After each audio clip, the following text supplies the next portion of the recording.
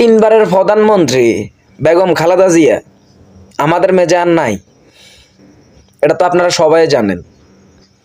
কিন্তু এখন ফেসবুকও ঢুকা যাচ্ছে না, টিকটকও ঢুকা যাচ্ছে না, ইউটিউবও ঢুকা যাচ্ছে না, কোনো জায়গায় ঢুকা যাচ্ছে না, শুধু কান্নার আওয়াজ। মা বলেন, বোন বলেন, ভাই বলেন, ছোট ছোট মাসুম বাচ্চা হলো বেগম খালেদা জিয়ার জন্য কান্না করতেছে। চলুন আমরা ভিডিও একটা দেখি, তারা বেগম খালেদা জিয়াকে নিয়ে কি বলতেছে।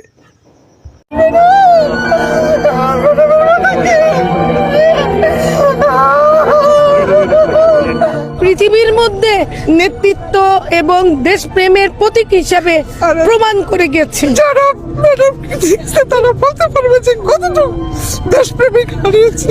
রাজবন্দীদের যে এত টর্চার করা হয়, শেখ হাসিনা যে এতটা হায়ানা হবে, ম্যাডাম কিন্তু এটা বিশ্বাস করেনি।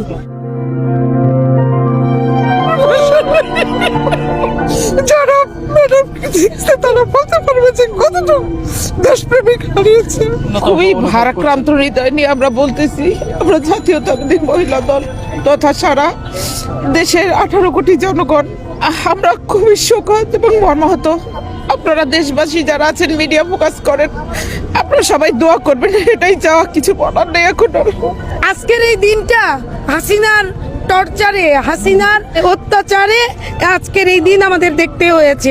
ম্যাডাম জীবন দিয়ে দেশকে যে ভালোবাসতেন, জীবন দিয়ে এটা প্রমাণ করে গিয়েছেন। উনি কোনো কিছুতেই আপোষ করেনি। আজকের যে এই স্বাধীনতা, জুলাইয়ের যে এই অভ্যুত্থান ছাত্র জনতার, এটা কিন্তু আমরা বিএনপি নিজেদের শেয়ার নেই না, আমরা কিন্তু সবাইকে দিই। কিন্তু এই অভ্যুত্থান এবং সেন্টিমেন্ট ম্যাডামই গ্রো করেছিল। যে ম্যাডাম তো শুধু আমাদের একটা দলের সিম্বল ছিল না, উনি তো আমাদের পুরা দেশ এবং জাতি, এখন বলতে গেলে পৃথিবীর মধ্যে নেতৃত্ব এবং দেশপ্রেমের প্রতীক হিসাবে প্রমাণ করে গেছেন। যেদিন রায় হবে সেদিনও আমাদের কিন্তু আইনজীবীরা অনেক স্ট্রং ছিল, বিএনপির আইনজীবীরা। আমরা চেষ্টা করেছি, আমরা আদালতে হট্টগোল করব, আমরা আসামি ছিনিয়ে আনবো, বা এই ধরনের আমরা অনেক কিছু অ্যাটেম্প নিয়েছি। ম্যাডাম বলছে না, ম্যাডাম জানে অবধারিত তার জেল হবে।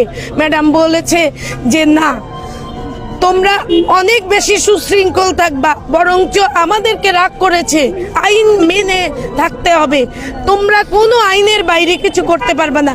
এটা শুধু বেগম খালেদা জিয়ার দ্বারাই সম্ভব।